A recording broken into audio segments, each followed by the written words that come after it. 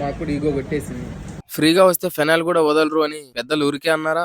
నచ్చిన వస్తువు కనపడితే చంద్రముఖి లెవెల్లో బిహేవ్ చేసేటోళ్ళు అలాంటి వాళ్ళతో షాపింగ్ కి వస్తే ఎలా ఉంటుంది? ఎట్లుంటది మరి మనతోని? 4-5 షాపులు తిరిగిన తర్వాత మళ్ళీ ఫస్ట్ విజిట్ చేసిన షాప్ దగ్గరికి మళ్ళీ వచ్చామన్నమాట. ఏ ఒక్క డ్రెస్ నచ్చలేదు అనమాట. 1200కి అడిగాం, నో యూస్. 1400 తక్కువ రాడంట. మాకు కూడా ఈగో కొట్టేసింది. నాకు గొడవ ఉన్నప్పుడు ఈగో కొట్టేసింది. ఇస్తే 1200కి అంటే లేదు. ఇక డ్రెస్ అయితే ఏది కుదరలేదన్నమాట. అంటే షూస్కి ఎల్ఈడి లైట్స్ పడేవి ఉన్నాయి పిల్లలకి.